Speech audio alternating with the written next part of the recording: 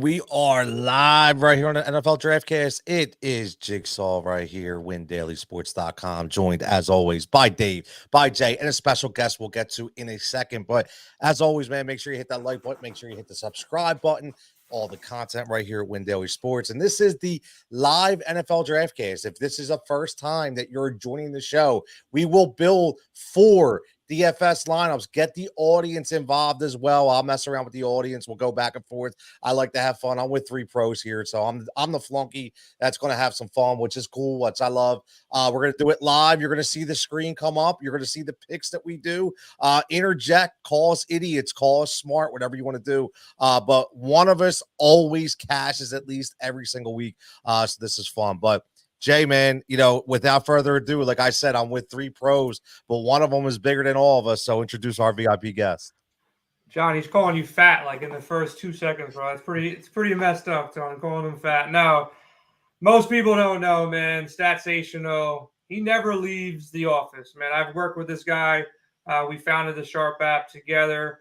John's still doing his thing over there. And when I say like outworked, he's like committed to greatness. I've seen him in action, the dedication, the time he puts in. Nobody else really does it. Like, I don't do it, even at this point. I got a good excuse. I got 2 kids, running this business at Win Daily, super busy. But this guy carries his laptop to dates. He carries his laptop to cars, to practices for his nephews.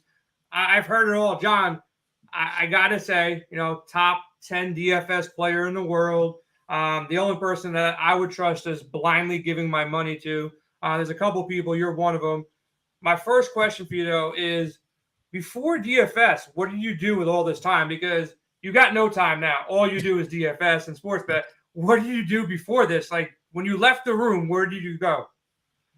Like before this, as in before this show, or before? No, like before DFS, like many, many years ago.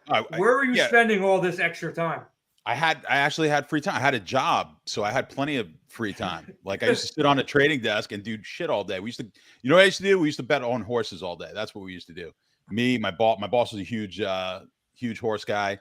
So yeah, we used to bet on horses. I viewed like the trading desk was kind of like being a fireman, without the danger. But it was like you kind of sat around, did nothing until the alarm bells go off, and then for us it was like, okay, now we're like deep in the heart of trading. And then for most of the day, you're just kind of hanging out, waiting for something to happen, which for us was either I was making markets. I'd make some of the best markets for the desk, like because soccer during the day was like the only thing that would be during the day. So they'd want me to be making markets on the soccer games because I worked with a lot of Europeans. And so that was my job, which was a lot of nothing. So since I got involved with DFS and sports betting and the app and all that, I stopped playing golf. I stopped doing a lot of the fun things that I like to do. So, and I did lose weight, by the way, Tony. So I take offense. I see that. I was going to say, bro, you look good, man. I like it. Appreciate it. I got a second question for you. The other day, we had a guy. I'm going to give him a shout out. He's Scott. His name's in our Discord. I would consider him like the polar opposite of you, just for the fact that he's not risking thousands and thousands of dollars a night. He's risking dollars, like $2, $5. He actually entered a Sadie. He's been in our Discord for 2 or 3 years. Great guy, always asking me how my family's doing. So he's a good dude. Risking $5 a night. He enters a 10-cent Sadie to get into the Millie Maker for $5. Enters the Millie Maker, and he says he's typically playing $1, $2 single entries. Hops in the Millie Maker on FanDuel for $5 with that Sadie ticket. Comes out Sunday night, wins $500,000. Probably like, I've heard stories before. It's probably one of the crazier stories. Tell me the most you ever won in one contest in one night, and any stories relating to that. Man, I mean, first of all, you would text. I saw on Twitter that he hit that for 500,000. I didn't know the whole backstory behind that. I didn't know really, how he did it. I just assumed it was like 150 build. Yeah. And he popped a big one. And then you told me the whole thing. It was fantastic. I mean, I love seeing guys like that win way more than seeing the pros and the guys that I see at these live events and whatnot. So, and we all love that. So really glad to see that happen. The biggest The biggest one night I think was 250K. So haven't hit, I'm gonna sound like a jerk off, but haven't hit like the million or the 500,000, but just a lot of the 6-figure nights. And I think 250K was the most, or 200, 300, something like that. Remember that MLB? I think that MLB night that we had, we were texting back and forth at like 1:30 in the morning, where there was a 200,000 and 100,000 that were hit the same night. Pretty good night.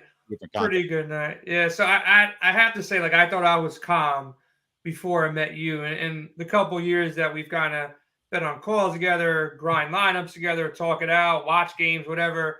I've never seen you get mad, and we've been in some frustrating situations, to say the least. I've never seen you get too excited either for like a win. How do you prefer to actually sweat games, and how do you prefer to celebrate? And we're after 9 o'clock, so if you want to get into some celebrations, I know you've been partying with the best of them, but let us know. No, I mean, I'm getting older now. I'm going to be 50 next month coming up. So yeah, I mean, not that I haven't really slowed down on the drinking. So these guys are my business partner with a lot of the DFS stuff is just amazed at the amount that I could drink without ever seeming like I just don't get stupid, but I know how to pace myself through with all these years. You got to know how to pace yourself. But he's like, I've never seen anyone drink straight bourbon or straight anything and just maintain it. I was just telling these guys, I was at the live final at in Philly and at the live casino in Philly, and sat there at the sports book from like 12 to from like the afternoon, 12 in the afternoon to like 11 o'clock at night, just drinking. And I mean, I don't know. I've done it for so long. So that's my only release. Like, that's the only fun. But when you talk about in all seriousness though, like if you do this for a living and you aren't capable of just managing your emotions, then you're not going to be in it for long. So, and as much as on the externally, like sometimes I'll give off the look that it doesn't, you feel it. I mean, you definitely feel the pressure, but at the end of the day, you get in that situation so often that it's like, all right, I don't ever expect to win. So if you don't ever expect to win, I think that's a good attitude to have. So I don't feel entitled, right? So it's when it's that close, and I've had a few of those where I've had the kneel down cost me 100. Wasn't really a kneel down; they were running the clock out. And this was XFL. Cost me $100,000 on the last series, the last 4 plays of the game. They handed it off to the same running back, my running back, and he went backwards and cost me $100,000. Like, those are the ones that sting. The fact that I could recite it like that, those are the ones that sting. But otherwise, it's like, you don't ever expect to win, even no matter how good you are. You never expect to win. So you got to manage the emotions on the high and the low. So John, we're connecting in so many different ways. You actually jumped to my next question. So as a Cowboys fan, you don't really expect to win or win much in this times of your life. And we're both Met fans as well. So I see Hernandez in the background, Aikman in the background. I got a question for you about your Cowboys. How far will they go this year? I want your prediction. You can go by the numbers, you go by your heart, your brain, whatever. And what will it take for you to consider it a good season? How far do they have to go for it to be like past a Romo-esque season? You'd have to think they got to get to the NFC Championship game to at least say, hey, this was a good year. So I would say anything less than that. Obviously, I mean, last week that was the best team in football for 2 weeks. Crazy. 2 weeks. Granted, you played no offense with the Jets. They've got absolutely no. The Giants just look atrocious. But the Jet, what impressed me in the Jet game and what gave me some optimism was the fact that they put 30 points up on a really good defense. So I never saw anyone could win any given week. But of all the games last week, I was like, they destroyed me in Survivor Pool. I'm like, they're not going to lose to Arizona, and they go and lose. So who knows? Maybe the Diggs injury is not going to help them. I mean, and they're banged up elsewhere. So even with all that, I think they got to get to the NFC Championship game for it to be a successful season. And when you look across the NFC, I mean, as it is right now, you got Philly, you've got San Francisco. There's no reason they can't be the third best team, and the third best team easily can get to the NFC Championship game. So there's still optimism here, I think. Okay, I like the positivity. I want to get to this DraftCast. Got 2 more questions. If anybody out there's got questions DFS related to John, like I said, top 10 player. That's why we want to get him on here, get his thoughts for some strategy. But John, you said you're getting a little bit older. Is there a day you feel like you're gonna give up betting, or is betting going to be something that you're going to do to the end? And if you weren't doing betting full time, I know you're into some real estate as well. Is that something that you see more long term for yourself? It's possible. I mean, real estate, getting in that game is more of it's a long-term play. And I think just kind of accumulating properties is a nice, it's a nice retirement plan. Let's put it that way. We could go into a whole bunch of stuff on that, but yeah, ideally, I don't want to be grinding in front of the computer in 10 years. So yeah, there's an expiration date on this for sure. Will I stop everything? Absolutely not. Then I'll get to do it for fun. Like when I actually just put in when it goes smaller bets and I'm playing DFS, like just to play like most everyone else does, like normal people. I'll probably have more fun, but right now it's a job. So it's not nearly as much fun as when you're doing it on the side and maybe have a little bit more of a life outside of sports. So John, we're not as old as you, of course. Yeah, I know that. Tony, I know. Tony, Dave, and myself aren't as old as you. And we haven't, at least I haven't graduated to your chefing skills.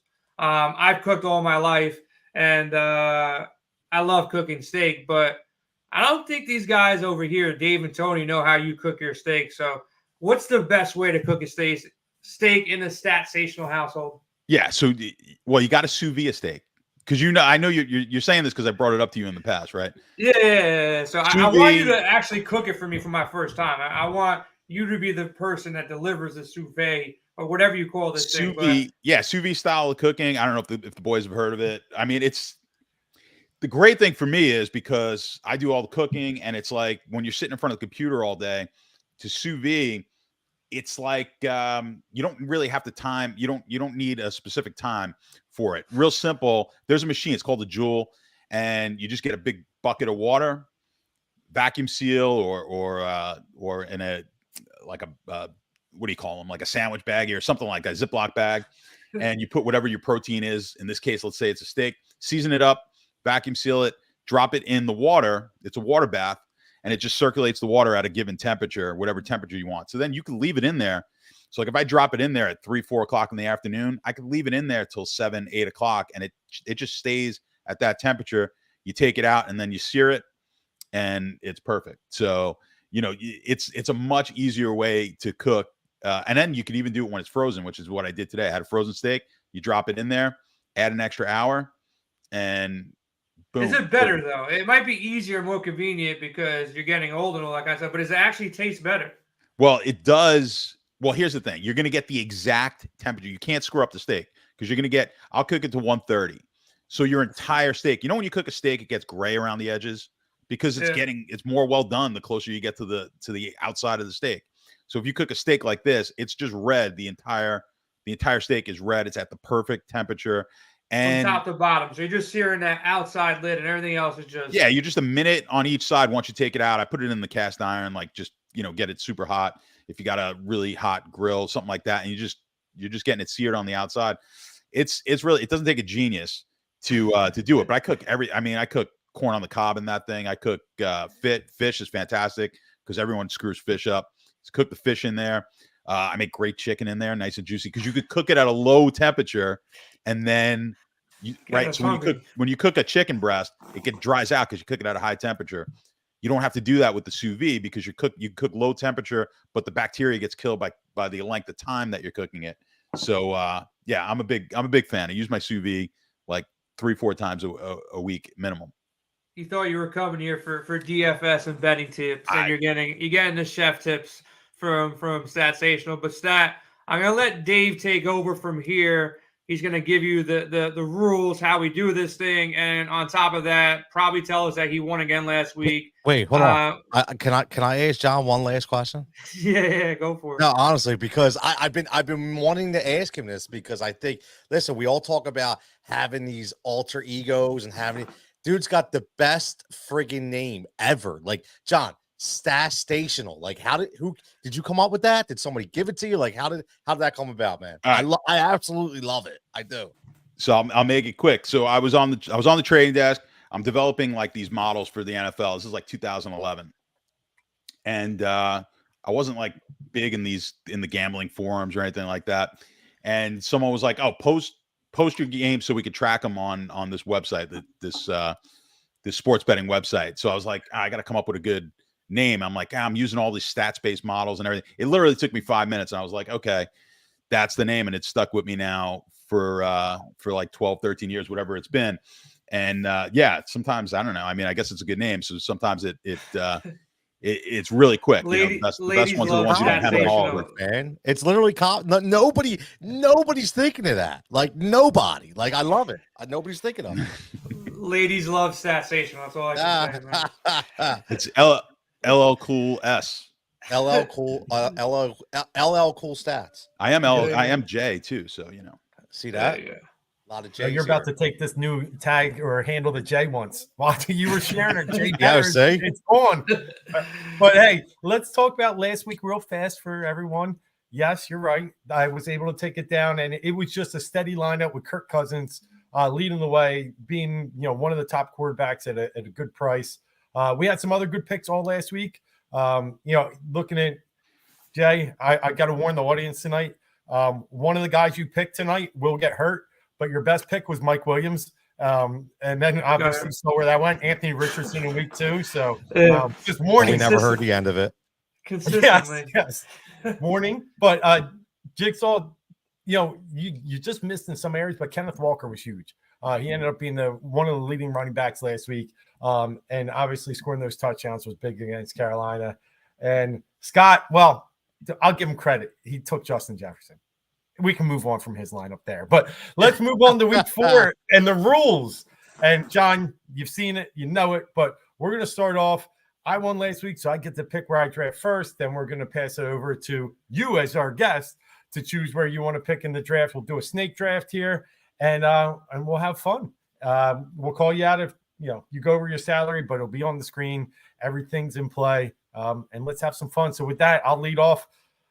Listen, I liked being back at number 4 last week, but I'm going to go to number 2. I got a spot that I think I want, so I'm going to go with the 2 pick. I don't want to be on the wheel. I want to get someone early, and I'm just hoping whoever's number 1 doesn't take him. So I'm taking a risk, but I'm going to go number 2 for me. Don, you get to pick where you want to pick. So I get to go. Are you saying I get the first pick? You can pick whatever pick you want. So if you want to go 1, you go 1. You want to go 3, you go 3. Oh, go I love 4, going 4. Yeah, I'm going to go 4 then. I like that. That's where I was last week. Good call. All right, so we're going to put John at 4. And then out of the scores last week, Jason, you're up for the next pick. You guys always set me up to take the first pick, but I'm definitely not doing it this time. I'll go 3, and I'll give Tony the first pick to kind of go out there and get JJ or whoever you want. This is really this is a new way. Tony up front. Yeah, I like it. This is gonna be fun this week. All right, let me get our little interesting. This is the first time I ever had first pick. And with that, where are you going? Good to go. Listen, man.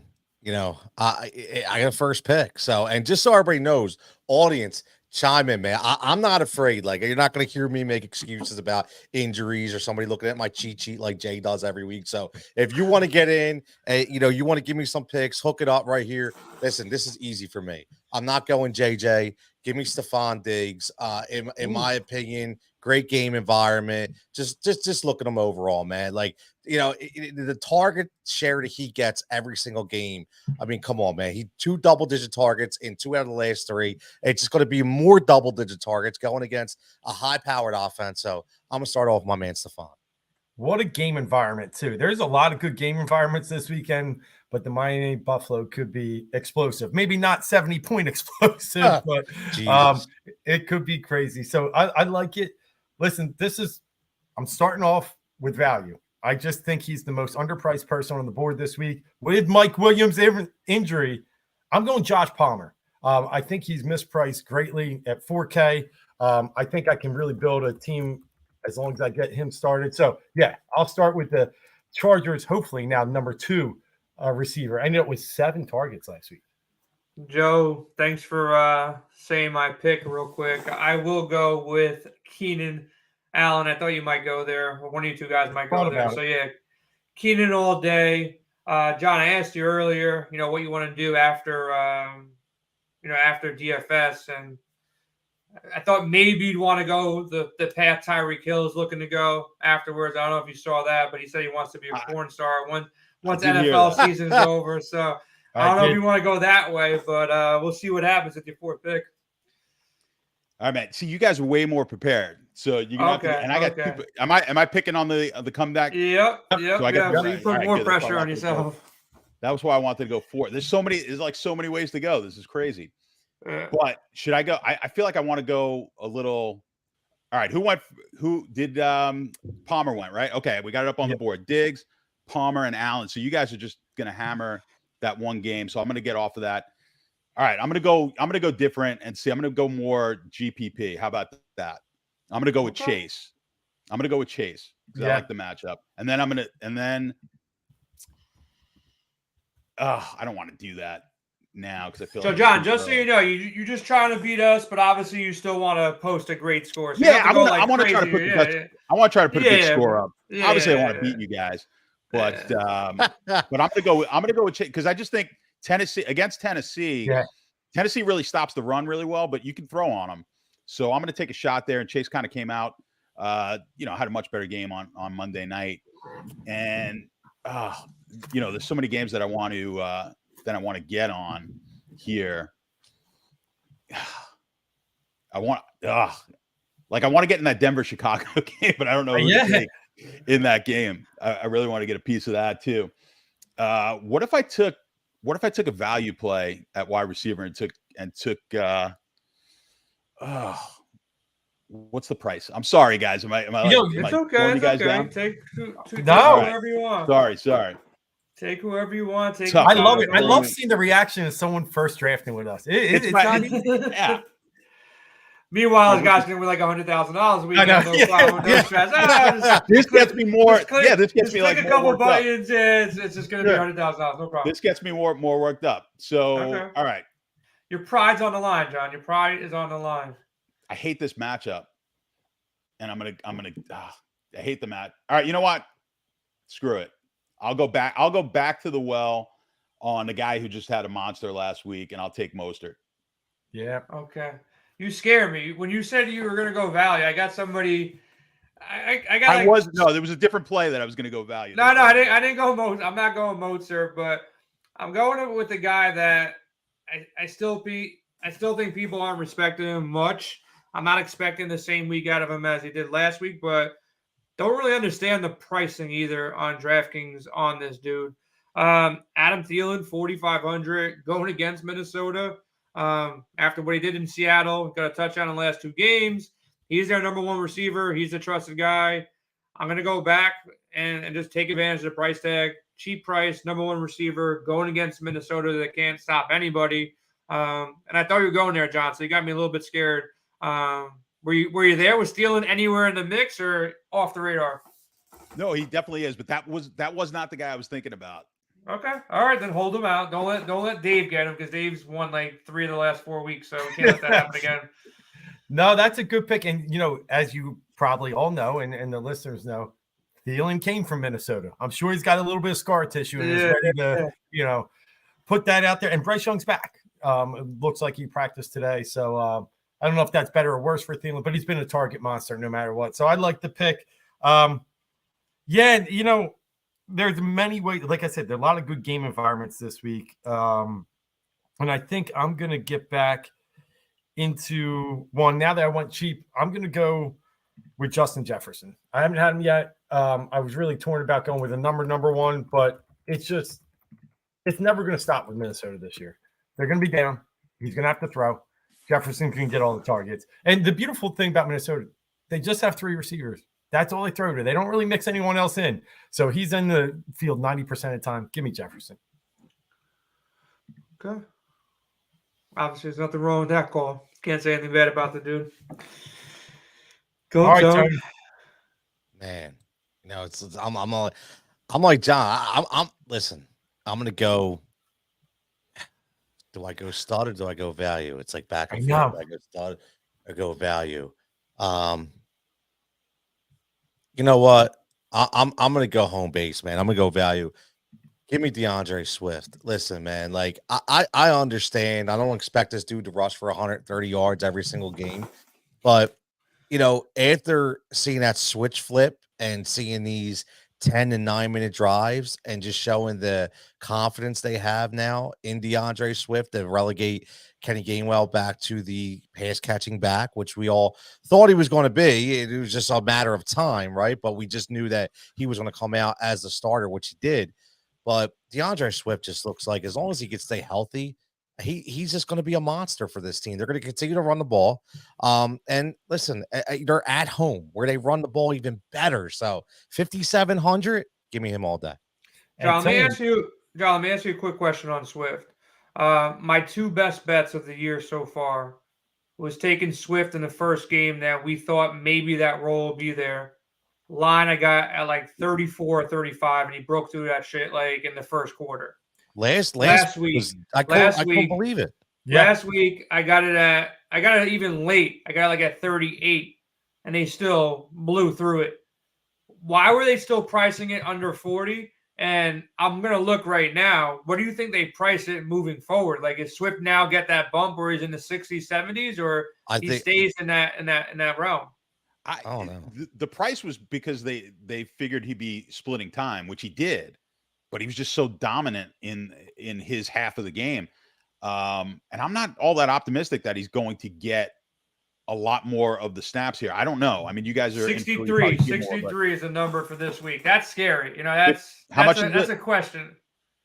How much is his prop? 63.5. Yeah. Minus 110 in the over right now on DK. But if you look at it, there's no reason he should not be getting, 75% of the snaps the way he ran when you compare to what to how Gainwell looks. I was short on him on the 2-game slate just because I thought he was going to split, and there were other backs there that I like White, who got every snap and did absolutely nothing. Yeah, it was terrible. You have to. This is where. And Dave, I think, will agree with me here. This is where you got to do coach speak, right? And if you listen to what Sirianni says, I guarantee you there'll be a game in the very near future where all of a sudden you see Rashad Penny get 15 carries. They're looking at the long game in Philadelphia. They're saying, you know what, that's fine. Like, and it's exactly what John said. I don't expect him to get more than 15 to 16 carries a game, but he's just been so dynamic. And that line, I mean, holy Christ, the holes that he had to run through. I mean, it was insane. And I don't see it changing. I really don't. Well, I'll say this. It ended up 54-46 in the snaps. And really, that's only because Gainwell played the last like 2 series fully, right? So it was, before that, it was about 75. I think we're going to see – I think they were easing Gainwell back in. I think it's closer to 50-50. As much as we all see with our eyes, it's Swift is the better player. I think, like Tony said, I think there's some long game at play here where the Eagles really value, preserving and not overusing their back. So I think it'll get closer to 50-50. But this week, I wouldn't touch that. Here's the other problem with Swift and all the backs for Philadelphia is they – from 2 yards out, they're just content on running that bullshit play. Don't get Tony upset right now. He's talking about his Eagles like this. He might get upset. It's not just. It has nothing to do with the Eagles. I hate that play in football beyond belief. But where did it start? Because I was talking to my father-in-law about this weekend. Do you remember where it started? Where it started in the NFL? No, just overall in football. Well, the first time you remember it is the Bush play in Notre Dame. Yes, Notre Dame. That's what I'm saying. That's the absolutely. one. When Bush pushes Leinart in, but and that was illegal back then. It was illegal in the NFL at a point as well. It was not legal in the NFL until I don't know what year it was that they changed it. But I watched the guy last year, whatever game it was. Literally, the guy was like a yard short of the first down, and the offensive lineman was in front of him and grabbed him by the shoulder pads and threw him over the first down. Like, that's not football to me. Like, like the guy with the ball is supposed to try to break the tackles, not the guy. His team is not supposed to throw him over the line. He's got to do it on his own. So I hate that play, but I don't blame them for running it. Run it every damn time down there. I thought they were a little stupid for showing the trick play out of that. That was stupid. Fake out of that. That was a little dumb. But But yeah, so it's great for Hurts. He's going to get the tutties inside the 2-yard line. I mean, you can't stop that play. No reason not to run it. It's auto. It's like auto touchdown. It's crazy. Love it. Well, Tone, you have some audience guys, chiming in, trying to lean you towards one way. They're saying, "Do it, Tony, do it." Do you want me? Did you see? Yeah, I saw it with Tua. Nah, I'm not. Wait, am I up again? I'm not up again, right? Yeah, you are. You're the. Oh, I am up again. Yeah. Okay. Yeah, I'm not going to it, man. I'm not going to it. I'm gonna go back to Studville here. And I'm going Devontae Adams. My lineup is set with my 2 stud wide receivers. I think that the value is at running back this week, and I think that you get those a couple of those top guys. Keenan being one of them. I'll never take Keenan Allen because he's boned me for years after years after years. But he could be the best receiver on the map. I don't care. Yeah, give me Devontae. Look, he showed up last week. I'm not expecting him to get double touchdowns, but man, the dude is just a target monster on that. There's nobody else to catch the ball on that team. So give me Devontae. Yeah, I love it. I was going to take Devontae over Jefferson. He leads the league in targets, was great. I'm just worried about the quarterback situation. In GPPs, though, I still think he's an awesome play. Like, take the chance because I think, he's still going to get the volume, and the Chargers are just a sieve. But talking about that, I'd saving my other value. One guy that helped me a lot last week, I think everybody's on to, but I better get him now. I'm going to go Tank Dell. We've just seen this team throw the ball, and we're finding that CJ Stroud might be the best quarterback in this class. And that's hard for me to say. Ohio State quarterbacks usually don't pan out. That's why I'm against so many of them, but he's looking darn good, and Tank Dell's been the recipient. So I'll take him this week. 4,600. Over to you, Jay. I'll go back up top. I see some value on the board. Running back is super tough for me this week. There's a couple people, Mozart and Swift are in the mix, and there's a couple other ones that I think you got to take a shot at. There's nobody in the game right now that has higher upside at the running back position. We don't know what the situation is on Eckler. Kind of like Pollard, kind of like Jacobs.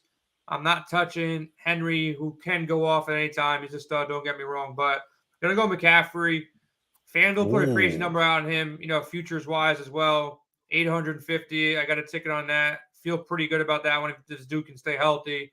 Arizona, I don't know how they're staying in every single game, but San Fran's a different breed. I hope they stay in this game long enough where McCaffrey gets his full run. He's getting 18 to 20 touches a game. He's obviously involved in the red zone. He's involved catching the ball. He's got an average 25 points. And as long as he stays on the field, which he should be a lock for 2025. So give me McCaffrey.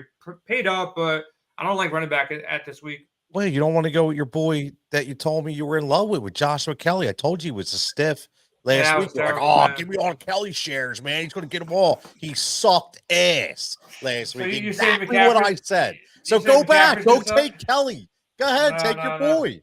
What's going on? McCaffrey. Yeah.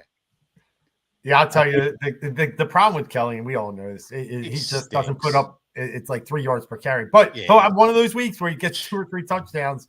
But I'm hoping Eckler's back in for many other reasons. But, John, it's back to you for the wheel route. The same logic here with the McCaffrey. In my opinion, I love McCaffrey as a pick this week. I do, because who knows what's going on with Ayuk and Debo? What if both of them? What if they sit both of them? Because why not? I know Arizona had the big win last week, but if they're banged up, at least one of them is banged up. They only go their offense is basically Debo, Ayuk, McCaffrey. That's it. And then when one of the wide receivers are out, it's Kittle. Now on the off, I think one of these wide receivers is sitting, which means McCaffrey gets a big load, and then the other guy who gets the big load, who I'm going to take, is going to be Kittle.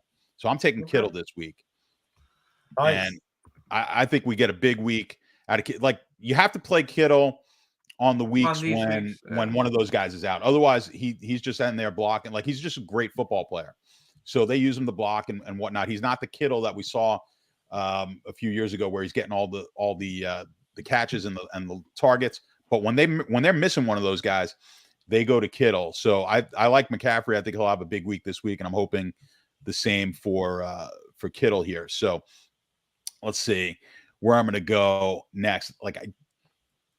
I started putting a team together. Now I'm second guessing myself on my entire team. So let's see who there's one guy I want to go is a little expensive. You know what? I'll do it. And am I going to do it? I hate the matchup.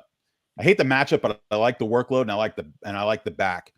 And it's my boy. So I'll go with Tony Pollard. Thought so. I hate thought the there was a matchup. time you go. Why do you hate the matchup? What's bad about the matchup in your eyes? Well, I know think you got rankings on everybody. New England is New England, but I've got New England ranked as one of the top defenses in the league. Run and pass D, like you think they're solid on both sides. We saw what they did with the young kid, holding down some of the best receivers so far. But yeah, I mean, look what they've done to not that they shut down Miami, but when you compare what Miami's done to everyone else, they look pretty good in that game. Yeah. They kept their offense is just so bad, but if they had a serviceable offense, that's a different game against Miami. I just think Dallas gets back to pounding the ball. I mean, Pollard he's just looked good. I mean, Pollard without Zeke, have you seen his numbers in the games that he's played without Zeke, which obviously he doesn't have Zeke in this year? I mean, he's just I don't think he's had a bad game from a number standpoint. So his floor is really high. And in a format like this, of course, we're looking for floor, even though I'm trying to get the most points I possibly can. But I think Pollard gives you a really good floor this week and every week, quite frankly. Yeah, so I'm going to go back to tight end, kind of following John a little bit. With no Deontay Johnson still, Freiermuth at 3,400, a matchup against Houston, who's been playing a little bit more up pace. I'm not saying that they're going to be playing up pace against Pittsburgh. They're going to lean on their defense. They can't lean on Najee for that much longer. It looks like it might be a Jalen Warren show soon. That's definitely a bust there. But look, he's going to get some targets. He's 3,400, good matchup. Tight end, if it gets me 7-8 points, I'm happy. 10 points, gets a touchdown, gets me 12-14. 3,400, give me Freiermuth. All right.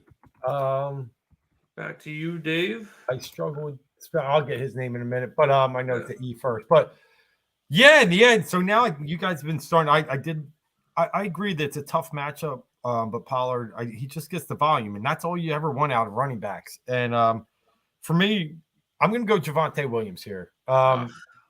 He's got a juicy matchup, obviously. He's got no less than 14 touches this year. And last week just got way off script, right? And wasn't able to he still got 8-9 points. That was fine. But, I mean, it could have been a lot better if they could have even kept it within 30. So this week, running against that Bears, I like him. Give me Javonte Williams, 5,500. Good pick. He was in my lineup to grab him next, but probably should have done that first. There we go. Good. I'm just glad that this is week 4 because now I see what both of you dirtbags do every week. So I'm what is like, that? both what of do you we do? Why would you call John that? So now I'm going to learn. I'm going to learn where you're going to go first. You're going to go second. It's all good. I'm just, listen. I'm. It's all bait right now, which is good. So you guys are helping me out. No problem. Dave's got 2 of my players that are on my board that I have my whole lineup set around. That's okay. So just so nobody fucking takes them, I'm taking CJ Stroud as my quarterback before Dave starts to fucking. Nobody's taking CJ Stroud. Don't worry. I might have. I don't really care. That's fine. Laugh all you want. The dude's consistent. That's all I want to do. So now I can structure my lineup, right? So that's fine. And and you know what? Because Dave bowed me and took Javonte Williams. God, you know what? Because I had another guy on the board, but I don't know if I want to waste. You know what? I screw it. Give me Roschon Johnson from Chicago. He's my other running back. He doubled his carries last week. He's going to double them again this week. And I think this is the Roschon Johnson breakout week for me in Chicago. Nice. No, those are good picks. I mean, that game could be a really good game environment to get in the middle of. That's why I at least wanted a piece of it with Javonte. I don't know what to do in the passing game there. But it could be an explosive. I'm going to see some GPPs where I do stack that game. All right. And CJ Stroud was definitely in play as I had Tank Dell. I had them 2 tag team together, man. That was my goal, so I got a few ways I could probably get my quarterback. I'm going to wait. And I'm going to go with my other running back, Tony. We're both big fans of this guy. We say eye test. James Cook. The only problem with James Cook is the touchdowns. He's not going to get shut out all year. They're not going to always give it to Damian Harris or who else? Ty Montgomery.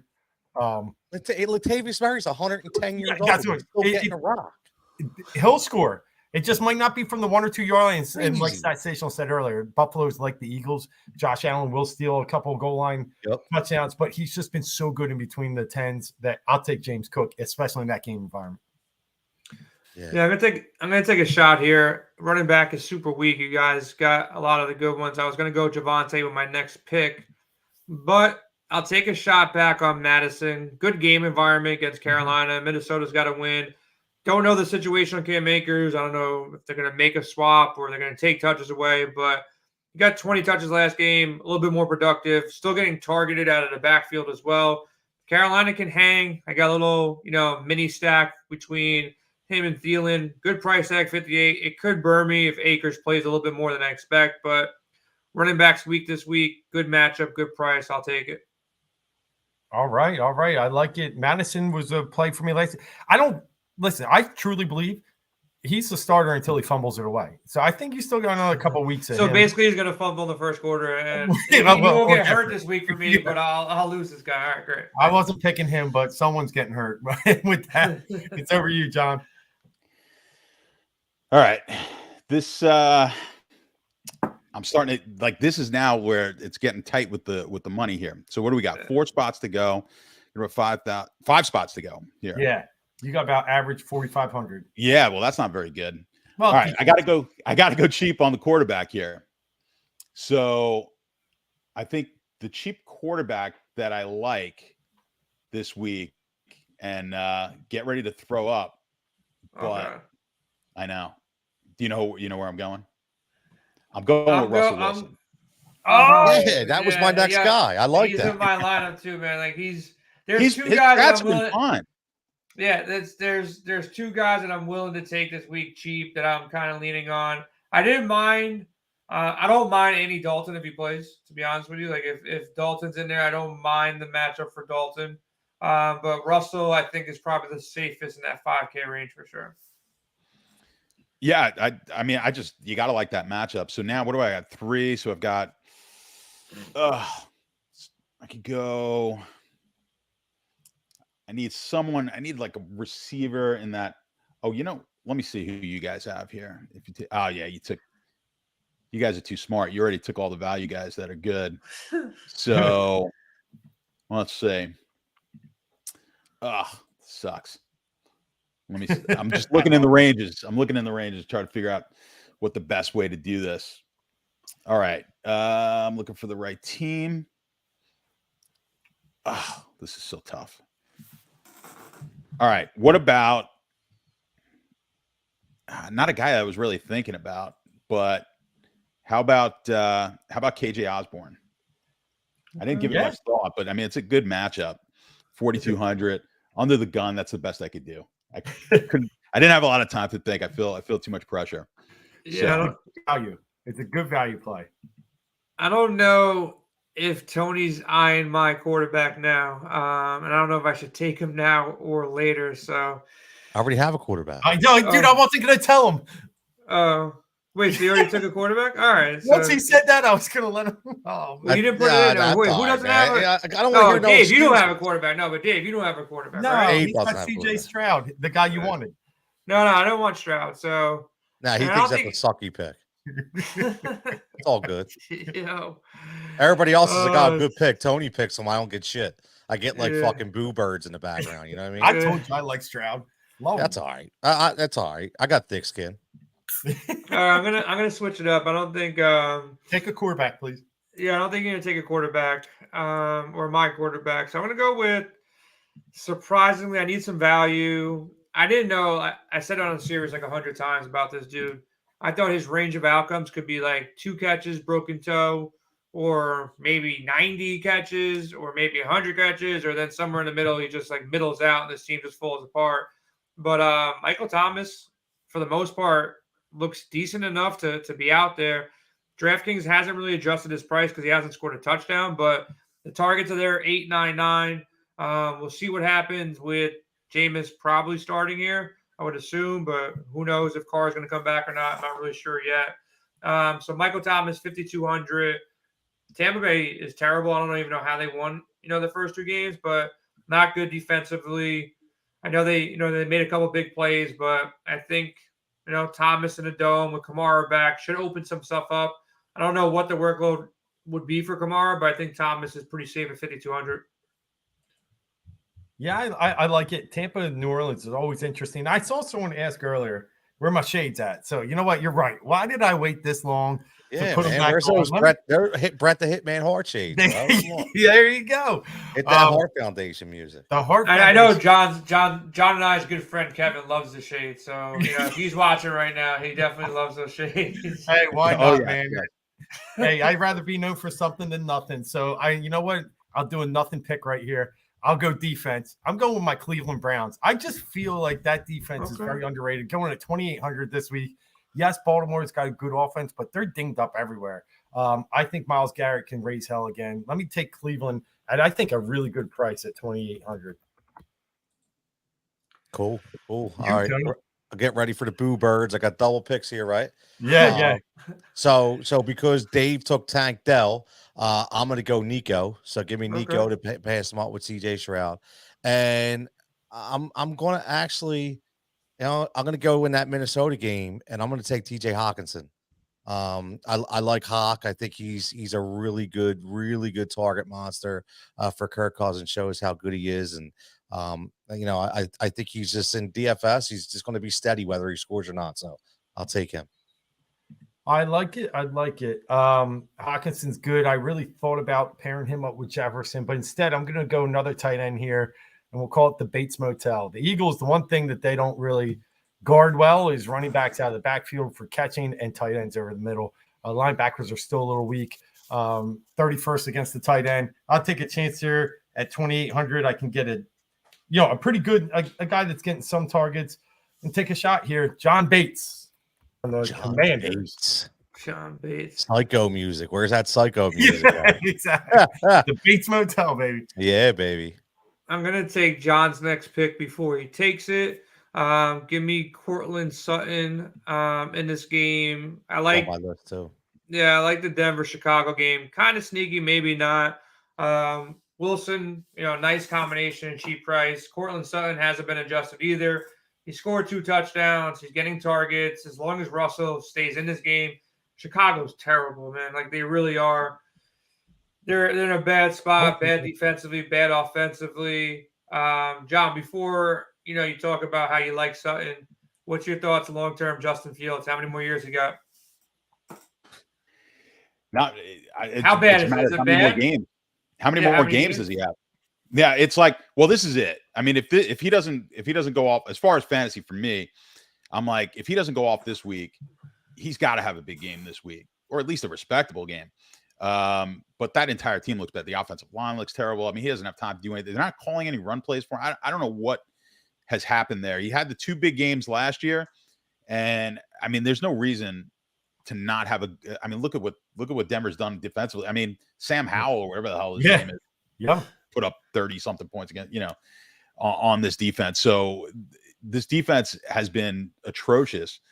You got to figure he puts. I just think there's going to be points in this game, and if he doesn't do it now, I got a buddy who played season long for the first time ever. He's not a fantasy football guy, obviously, at all. So he messaged me like 2 days before the season. He's like, "Hey, I'm in this league at my country club."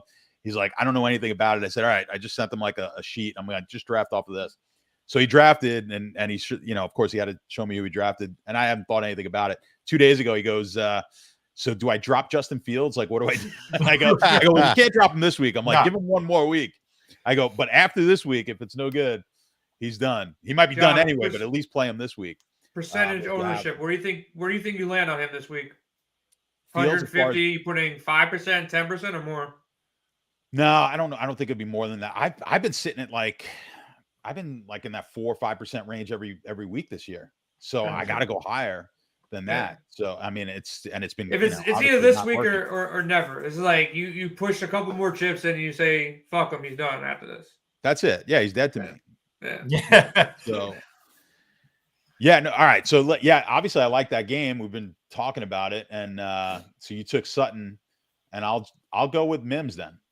Oh, nice. So I'll go a little cheaper. He's had a couple of good games here as of late. Yeah. So if it's fireworks in that game, I get a little stack. I get a little Russell stack with that one. So where am I at now? What do I need here as far as salary goes? Did I put Mims on my sheet? Who did I miss? We got 2 players to go. Yeah. And I've got about 6,400. All right, so I can Yeah, I could get a decent flex position. You got here, 8,900 out of 2 left. Yeah. I've got 8,900 left. All right, so I can get something in the 55, 6,000 range, something like that. And what was I looking at? I had someone up, and then we started. Cortland Sutton, but I took him already. No, it wasn't Cortland Sutton. I knew you took that one. Who do I like here? I could just go totally GPP lineup and go with DJ Moore, right? But I think I'm gonna hold off on that one. That's grosser than just. No, I would not do that. I would not like DJ a little bit. I think it's that week, but yeah. I'll give you one here. I'm gonna go with 5,400 gives me that actually leaves too much on the table. Hold on, let me quickly look at these defense prices here. All right, yeah, I'll do it. I'll go with Pickett's. Okay, one of our favorites, especially Tony, season long. We like George Pickens. I thought you said Pickett, and that was my. I get them both confused. How's this dude get 2 quarterbacks? I'm like, I don't Tony's. Dave's I don't want 2 quarterbacks. Yeah, I'll take George Pickens in that game. Yeah, I kind of wanted Russ, to be honest with you, if I was going cheap. I don't mind Dalton if he plays. But where you guys left me, I will go with Pickett. I think he's the best guy left at that 5,100 level. None of us really went after. Did anybody get Josh Allen here? Nobody went Allen, right? I think Allen is obviously great play. I think Herbert is a good play. I think Jalen is always good. I think Tua is a great play. I can see Cousins doing his thing again. In that mid-range, Richardson and Fields, definitely have some exposure there. But if you go all the way down, Wilson, Pickett, Tony likes Stroud, I believe. And then you got the other guy I'll mention that I think could be interesting is Stafford. He's got the weapons out there. He's throwing the ball a ton. He's not getting touchdowns. He's throwing some stupid balls and stupid picks. I think he's also in play against Indy. All right, audience. Now that Jason named every quarterback playable, let me ask. We could go either way here. Let's see a little help. I wanted to go Kirk Cousins or Justin Herbert. We've already got a piece of Palmer or Jefferson. I'm good either way. I'm leaning Herbert, and then we can build our flex with 6,600. But if anyone out there has a veto and thinks Cousins is the better play, I'm willing to listen. I think you go Justin Fields. I think that's who you want. Right? No, and I like Fields and GPP. I'm with John there. I think a 5 to 10% run with for him to win a GPP though, he's got to go for like 140 on the ground with like 2 touchdowns because he's not throwing a ball. No. Yeah. All right, Joe. Joe gave me the vote. Let's do it. We're going Justin Herbert. Thanks, Joe. And Yvonne says he'd never recommend. I'm with Yvonne right there. I'm with Yvonne. Okay, I just wanted to give you guys a piece of the win this week. So thanks, Yvonne and Joe. Tone, you're up. Yeah, I just got a question though. I want to know why, nobody buries Jay when he takes the worst quarterback on the board. I don't understand. I take CJ Stroud as just he's like, oh, Pickett. Well, there's so much value with Kenny Pickett. Dude couldn't hit a tractor trailer sitting in a freaking parking lot. All of a sudden now it's okay, right? It's okay. But I see how this goes. I'm not the pro. I'm like CJ Stroud with the book. I'm not the dude that's won all these money, the tournaments. Sorry. That's so fun, man. It's all good. But now let's close this out for me. I'm gonna go Colts defense. I said this before. I drafted IDPs. I drafted Zaire Franklin in every single one of my IDP drafts. That dude's just a complete beast. This is a steady lineup. It's a steady defense. 9 to 10 points every single week. This will be no different. And then I'm gonna go value for my flex. And listen, we're gonna go to Charger land.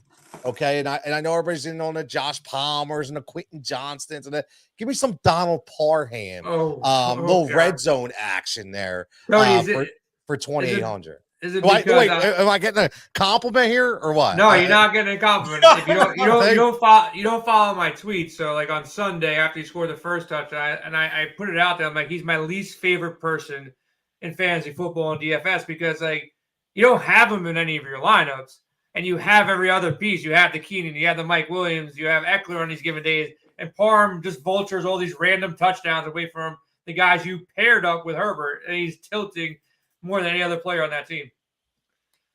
Yeah, so that's all right. I thought I saw Tony like that tweet. What's that? I thought I saw Tony like that tweet. I thought so too. Yeah, I thought you're a team player. I try to be, but you know, that's all right. Talking about team players, Tony, you said the Colts. I like someone else on that team, and I used them last week, and I think we all kind of Michael Pittman's just getting all the targets. And PJ, who else is there?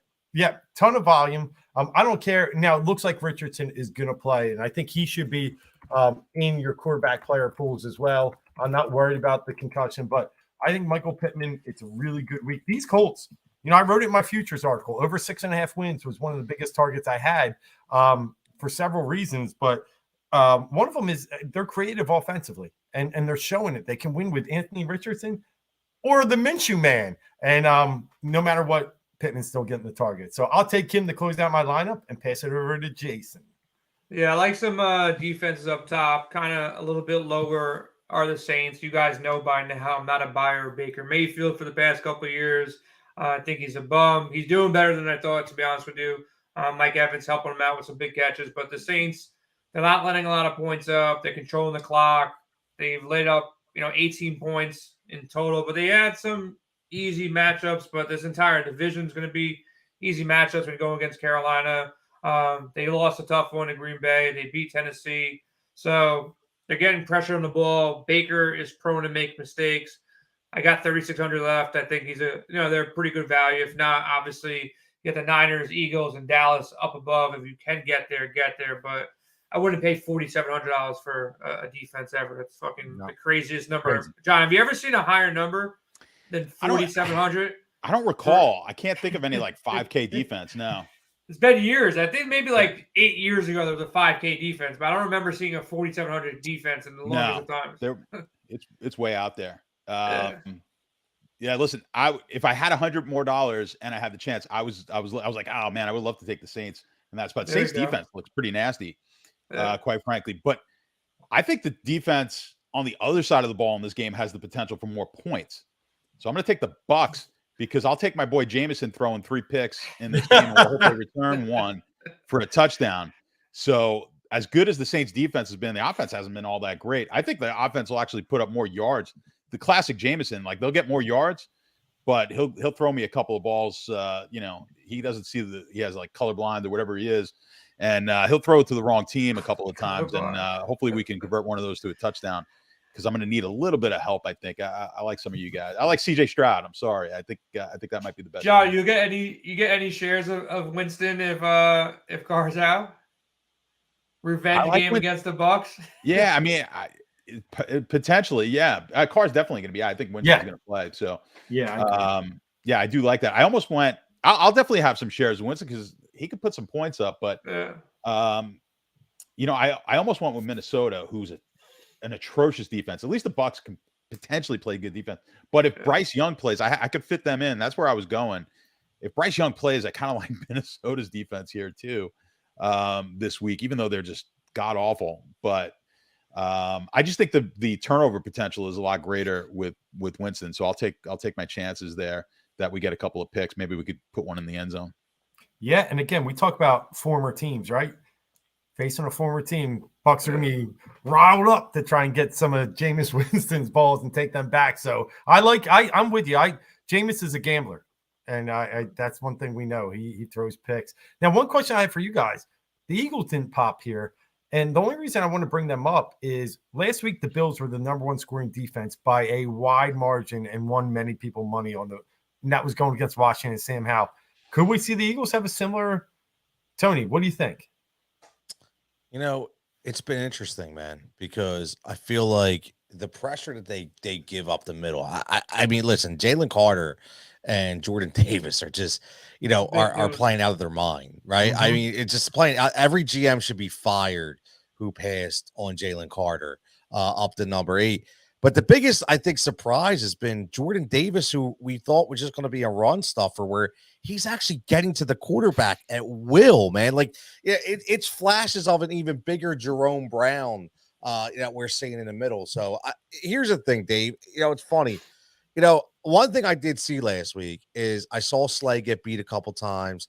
Yeah. Bradbury looked a little slow, right? Blankenship played great, but McLaren always kills us, man. Like He I does. don't know what it is. No matter what, like Scary Terry always. And the one thing that you mentioned, about the tight end, right?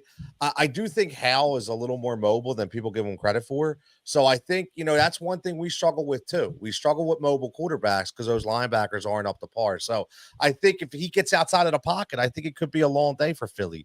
I think it's one of those games where maybe they give up a lot of yards and maybe not a lot of points. But again, it's going to be interesting. It is. It is. Now, Jay, let me ask you this. You talked a lot about quarterbacks, but you didn't stumble on Anthony Richardson. Is he in your player pool this week? Just curious because I know you're a fan. I know we're all a fan. Coming off a concussion, he practiced today, so he's going to play. Are you going to be Yeah. worried?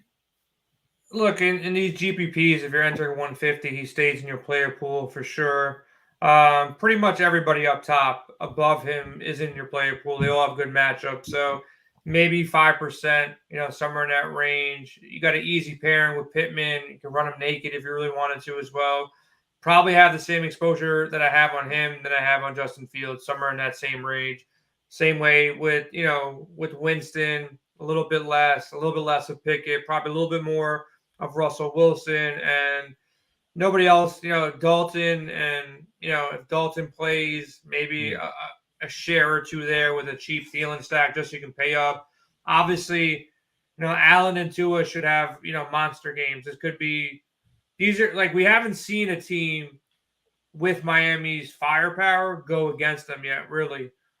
So in this scenario, I know they went against the Chargers, but still not the same offense as, Buffalo has. So if they can put up a 36-34 game against, the Chargers, there's a very good chance they can put up a 40-40 game against Allen. So I think, going with some Allen stacks, going with some Tua stacks, definitely in play. Jalen, always in play. Rushing upside, and you got Herbert. So the only one up top that I really don't have much interest in is Lamar Jackson. Hasn't gotten together, going against a really tough defense in Cleveland, in division game. They play him all the time. They know how to, kind of scheme against him. So Lamar's the only guy up top that I don't want. Everybody else I'll have some shares of.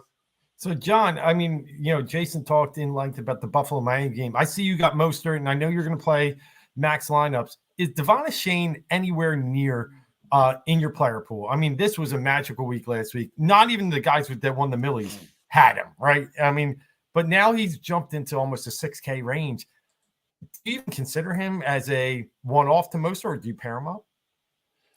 I don't know if I could pair him up. It worked last week. Yeah. I saw a lineup that was posted with like someone who had it in one of these contests. We scored like 246, and he had both of those guys in his lineup, which is remarkable.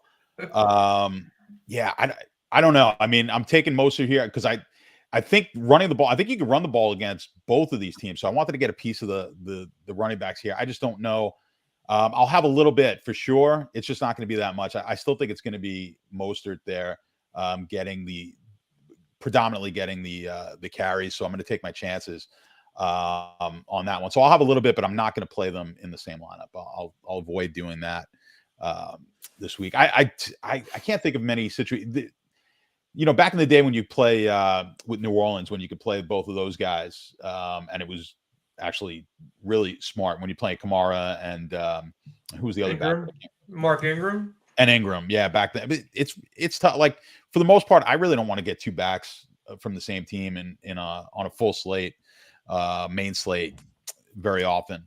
The one thing with the Bills that I've been seeing that I'm almost, the last couple of years, like the real big game stacks haven't worked all that well. Like stacking like QB 2-1, QB 2-2. Yeah. And prior years, like maybe 3 years ago now and 4 years ago, that was really working. We're seeing a little bit of an uptick in scoring in the league.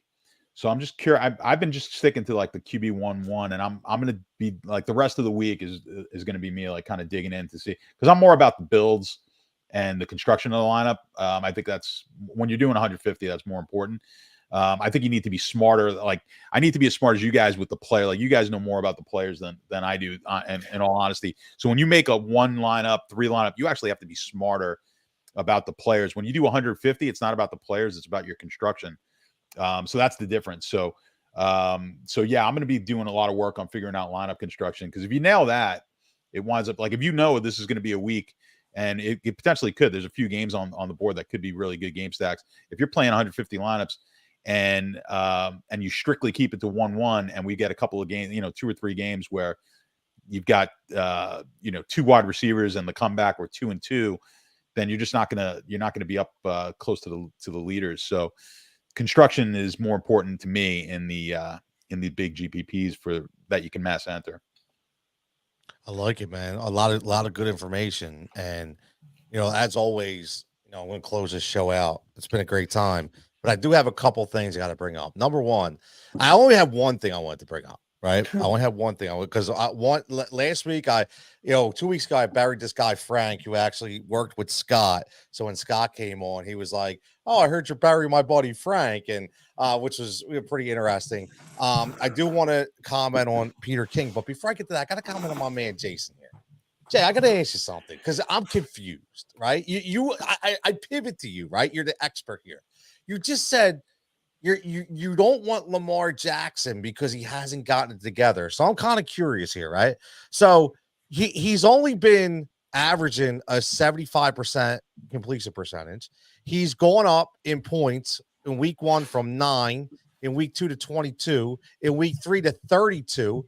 He's doubled his rushing yards every single week. I'm just wondering, like, if he hasn't got it together with those stats, what are we waiting for?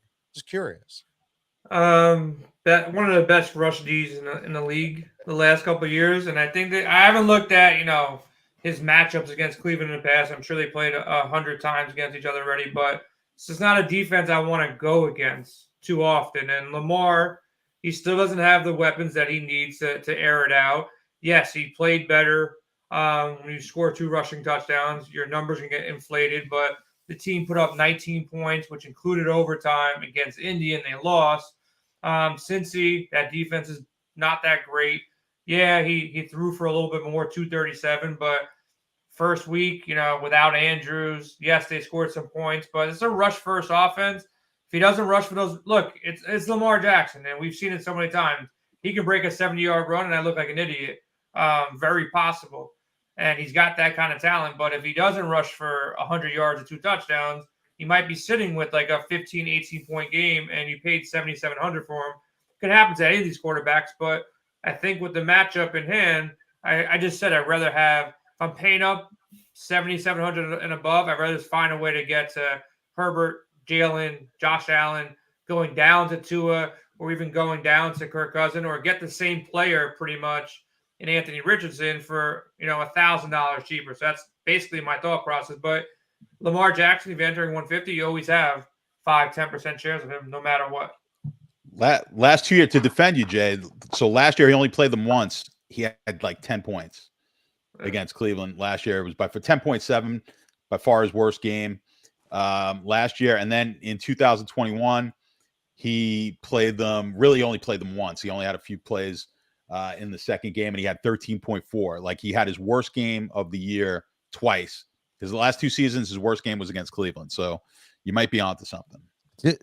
Just so you guys know, right? I completely agree. I wasn't talking about the matchup. I was just banking on his words where he said he's not really up to standard yet. So I was just curious, but he did good. He came back. My biggest thing with the Ravens, though, I think they never put the talent around him. They messed up every single draft. They could have got this guy, or traded for a Devontae Adams, or traded for even Antonio Brown when he was still like a sane person. They could have had so many options when this guy was in his prime and nobody can defend against him. To give him a true number one, you get a washed up or injured Odell. Zay Flowers looked good, but it's not there yet. I wish I saw a prime or near prime Lamar with a wide receiver. Remember, he's living the life of Donovan McNabb, right? Yeah. Donovan McNabb was a guy that they never gave any talent to. They just said, we have Donovan, so we're good. And then they get him a receiver 1 year in TO, and they could have went to the Hall of Fame together because it was like, wow, this is what it looks like when you have an actual receiver that's not named Pinkston or trash, right? So I mean, it's crazy, man. Let me just add one thing. The my memory into defend Antonio, Baltimore and Cleveland, Lamar went for like 40 points a couple Monday nights ago and had to go to the bathroom. If you guys remember, I remember that. Yeah, he came back with a stain on it. We didn't know why he left the game. Yeah, right. That game was like 45-42. So that's my lasting impression. Yeah, he had too much pickle juice in that game or something. There was something going on there. Yeah, it's right through. But look, man, we're gonna get out of here. But before we go, I just got to give a shout out to my man Peter King. Right, I know he doesn't listen to his show, but John had brought this up, talking about the tush push, right? About they hate this play. Just so if anybody listens, right, here's what I will tell you. There's the only reason why, right? Everybody's mad because it works. But I keep hearing the same phrase. It always works. It always works. Anybody, well, guess what? If it always works, why doesn't any other team in the NFL do it? You want to know why? Because even our offensive coordinator from last year, and Shane Steichen, who's brilliant, went to Indianapolis and took Anthony Richardson and tried to do it in week 1, and they got stuffed. The reason why we do it is one guy, it's Jalen Hurts, and dude benches 700 pounds, okay? So we have the best offensive line in football in Philadelphia, and we got the best sneaking quarterback in football in Philadelphia, in Jalen Hurts. So stop bitching and stop hating. It works. We do it, and this year we're winning the Super Bowl. This is Win Daily Sports. Tony Jigsaw Cotillo, Dave Gleckner, John Statsational. Make sure you give him a follow at Statsational. Does a huge amount of things. Sharp at Run Pure Sports. He does it all. The man's a numbers genius, as always. Make sure you follow Chef Jason. We're going to talk about that later. Make sure you're giving us a follow, WinDailySports.com. All our tools, our projection models. Listen, we got promos hitting every single day. And if you stay tuned to the YouTube show, you're going to hear our IDP segment by our man Mike in about a half hour, dropping 3 IDP gems for your season-long league. So make sure you tune in for that. But as always, man, everybody, let's win some money. Let's make a profit. Stay safe. Stay healthy. We'll catch you back here on the DraftCast next week.